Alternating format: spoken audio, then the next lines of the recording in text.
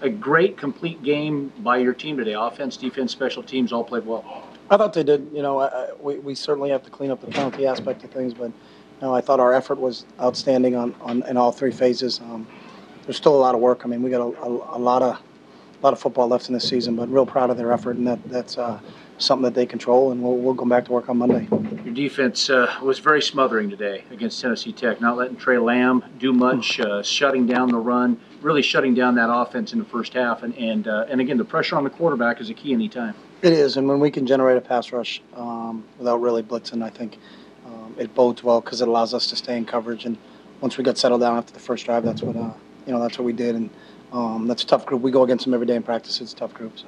And it was first quarter through fourth quarter. I know that was one of the things you talk about, the effort, and the effort's always there. But that complete game, I know the guys got to feel good about themselves in the locker room. They do, but it's still one game, and we just got to come back to work on Monday and get ready to play our next one.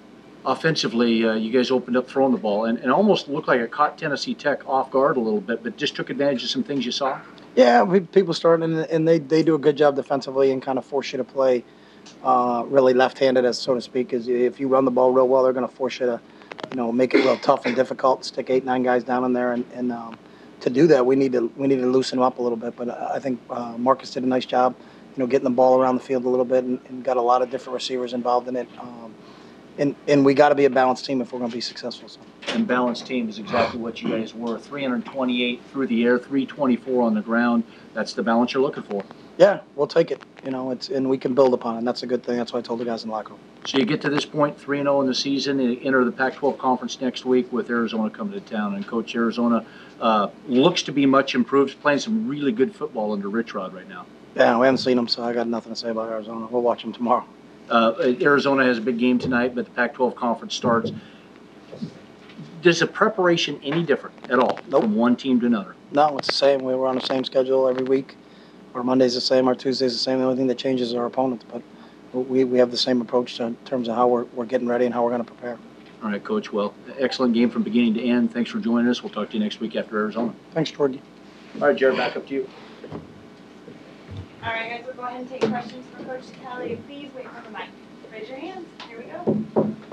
Some of the penalties, a couple of late hits, things like that. You mentioned the efforts there. I mean, it seems like penalties of aggression, but obviously something you feel like you have to clean up. Yeah, I mean, some of them, you can say it's a penalty of aggression, but if a guy's 5 yards out of bounds, there's big white lines on the field. I can see them, so, guys not telling me that they don't know where it is. It's just, understanding how to play the game and do it the right way. And we call them SIW, self-inflicted wounds, but, they let drives get extended, and we got to do a better job of that. We had a couple too many illegal procedure penalties, guys jumping up front, just the little things, but we need to clean those things up.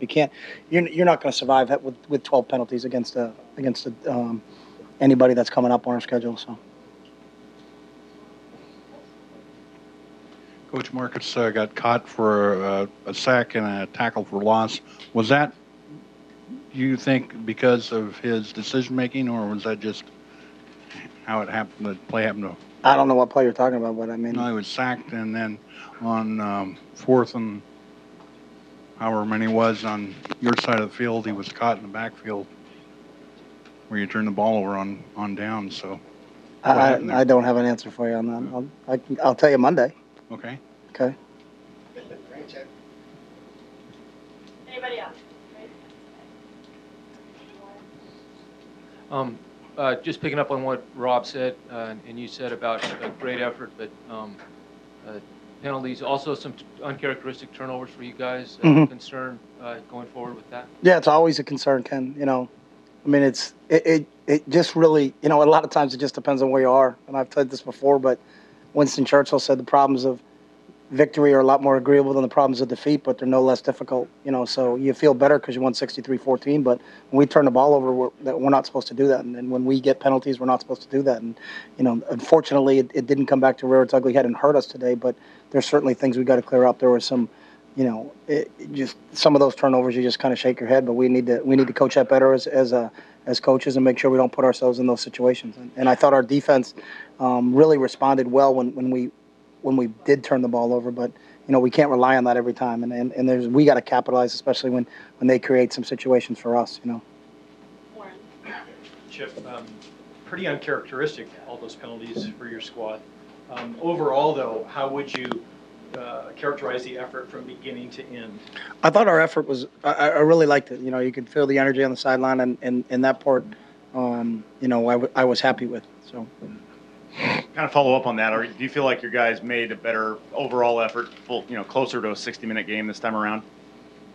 Compared to where we were before, yeah, I think so. But, you know, we got to, again, you're never as good as you think you are when you watch tape, and you're never as bad as you think you are. So it's about really getting into a rhythm and doing the same things we always do. We all make mistakes. We all got to watch the film tomorrow as a staff, and then start with our players on Monday and make corrections as we move forward. And the big thing is not trying to make the same mistakes twice. You know, let's correct that. But you got to play the game to get in those situations and to see how things express themselves. And then when you got it on film, then you can kind of coach it up and say, hey, you know, this is what we did wrong on this play, and this is how we correct it, and then see how we work that out in terms of our game plan as we get ready for our next opponent, and then, you know, really kind of go from there. But there's a lot to teach off of from this game. But again, it's always a lot easier to teach when you're winning than it is when you're losing. So, Coach, Byron Marshall came in and had a pretty strong game on the ground.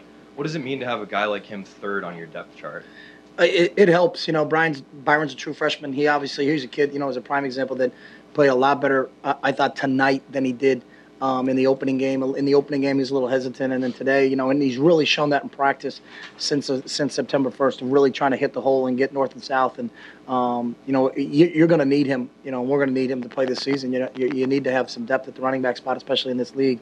So really, I was encouraged, and he's a guy that I saw it after the first game. He made some mistakes. You know, it was the first time he ever played in a college football game, you know, against Arkansas State. But then you watched him get better during the week in practice, and really how Byron practices, how he played today. And I think that's going to pay dividends for us. Colt's been your starter. I think there were 3 tight ends who played on offense before Colt. Did he struggle with it? Colts hasn't been our starter, so. I mean, we rotate 4 kids. If you looked at our depth chart, we've had 4 tight ends, and they're all going to play. So we rotate everybody in. Who actually plays the first snap of the game, Oz just tells them who's going to do that. So we're rolling guys in there and making sure, you know, we got to develop depth at that position. But, you know, that's really where we are. I think we listed when we started our depth chart 4 guys and said, or, you know, you got to put somebody on the first day who took the first snap in the first game. But there's a lot of guys that are going to play tight end for us, and we need those guys to develop. And that whole position, I think, is a work in progress. But I'm pleased that we got 4 guys at that spot. Marcus completed 12 passes to 12 different receivers. How important is spreading the ball to the It's really tells me where he is in decision making, is that he's not going to force it just to one guy and try to rely on one guy. And a lot of times they take away different options for him. So he's got to go through his progressions. And I think you saw him do that today. And I think that's part of our successes. When we can spread the ball out evenly between our guys, is you can't just zero in and say, hey, if they're throwing it, you got to shut down this guy. It's, you know, when we have an opportunity to get the ball out and to get it to different guys and get a lot of different people involved, we make the other defense defend the whole field. So, again, it shows what a good grasp I think he has of what we're doing. But he knows he can still play better, and I think all of us, we can coach better. We can throw the ball better. We can catch the ball a little bit better. We can play defense better. We're still a group that's a work in progress, but I think it's going in the right direction. So, Chip, you think D'Anthony learned something on that play where he got caught from behind, and will you kind of go over that with him? Yeah, we talked to him about it, but I mean, I just basic football. If Jake Fisher, our right tackle, beats you to the end zone, I don't think you're running full speed. So. And then with kind of following up on that, you know, what does it say about Fisher that he was able to catch up to that play and to, you know, to be right there on the ball and keeping pace with somebody as fast as D'Anthony? Yeah, well, I'd caution on the keep pace part, but I would say it says a lot about Jake, and that's when I talk about effort. You know, when you get a guy fumbling the football, you know, 60 yards downfield, and your right tackle's there to recover it for a touchdown, I think it says a lot about Jake, and it says a lot about the effort that we're trying to coach. And you know, that's what we want our guys to do. We want to finish, and that's something that we kind of pride ourselves on. And you know, that's an example of maybe on the same play from a teachable moment, maybe of our running back not finishing, but our right tackle finishing. So, Coach, Dion Jordan really had a great game today. What did you see from him being on the field level? Was he doing anything different today from what he does normally? Nah, I mean, I think Dion has really developed into a special player, and you know, where he's come from 5 years ago when he was a wide receiver in this program to now being a dominant defensive player, I think, in the country. And the one thing I see out of Dion is what I see out of him in practice every day. That's how he practices. You know, that's kind of, you know, what you get on Saturdays is what we get Monday through Friday, and it's that's the best form of leadership we have. And Dion's one of our real top leaders right now because of how he approaches practices every day and how he approaches the game every day. Coach, are there any key positive things that you'll share with us that you think you've learned about this team in the last 3 weeks? Yeah, well, the same way. Until we look at the film, I mean, there's always, you watch a film and you're like, wow, I didn't think that sometimes. And like I said, I've been in games and you're like, wow, we played really well. Then you turn the tape on and you're like, wow, we're not as good as we thought. The whole 3 weeks. I just think over the last 3 weeks, I think our effort's gotten better. I think, our guys are starting to learn. They're starting to emerge. I don't see us making the same mistakes twice.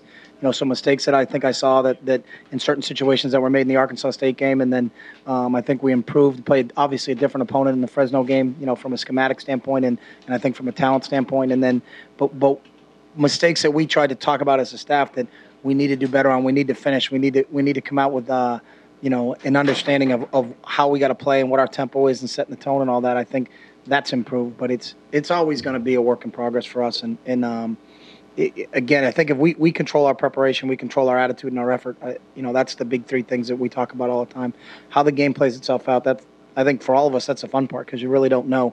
And it's not like you were in the locker room, but I think it's good to be in the locker room when we were today because we looked at it as, hey, these guys are playing, and I'll give them credit. That football team, the one thing that I admired about them is from snap to the end of the game, that team competed, and they came in here and for them, I think it was an opportunity to come play in a big stadium, but it wasn't. I don't think they were overwhelmed by it, and you can tell by their opening drive running down the field, and I told Watson that after the game, I'm really kind of proud of how his team played, and they competed, so it was a good test for our guys, but we got to kind of wash it away, enjoy it for a day, and then we got to come back to work on Monday. So. Guys, I have Helfrich and Byron Marshall in the other room. We'll take one more question for Coach. Anybody? You kind of touched on it briefly, tempo for you guys. Are you happy with where it is? You think you go a bit faster, particularly between snaps?